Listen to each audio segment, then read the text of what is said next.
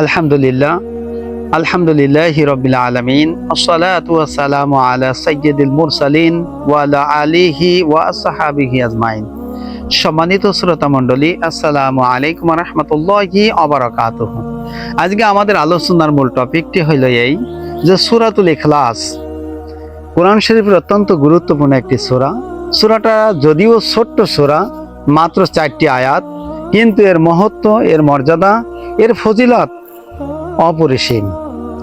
যে সূরাতুল ইখলাস সম্পর্কে বিশ্বনবী মুহাম্মদ রাসূলুল্লাহ সাল্লাল্লাহু আলাইহি ওয়াসাল্লাম তিনি বলেন, কোন ব্যক্তি যদি সূরাতুল ইখলাস একবার যদি পাঠ করে, ওই পাঠকারী ব্যক্তির আমলনামায় আল্লাহ সুবহানাহু ওয়া তাআলা খুশি হয়ে 10 পারা কোরআন তেলাওয়াত করলে যে পরিমাণ সওয়াব হয়, সমপরিমাণ সওয়াব ওই ব্যক্তির আমলনামায় আল্লাহ তাআলা লিপিবদ্ধ করে দেয়। সুবহানাল্লাহ।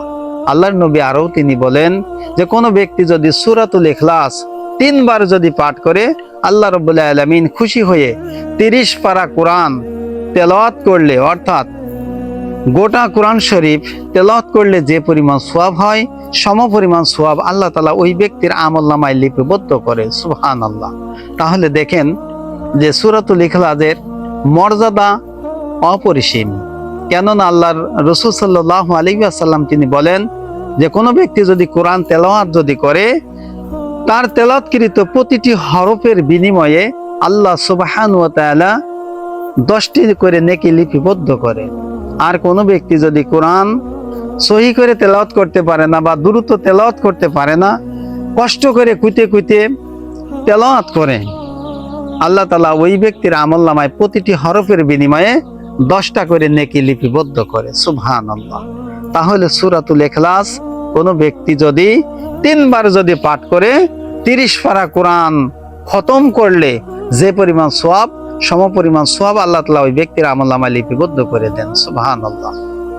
তাহলে আমরা উঠতে বসতে চলতে ফিরতে আমরা যদি সূরাতুল ইখলাস যদি বেশি বেশি যদি পাঠ করি, বেশি বেশি যদি মনে মনে যদি তেলাওয়াত করি, তাহলে প্রতিটি তেলাওয়াত মানে প্রত্যেকটি সূরা, এই সূরা ইখলাস প্রতিবার তেলাওয়াত করার সাথে সাথে আল্লাহ তাআলা 30 পারা কোরআন খতমের সওয়াব আমলনামায় লিপিবদ্ধ করবে যদি 3 বার পাঠ করতে পারি।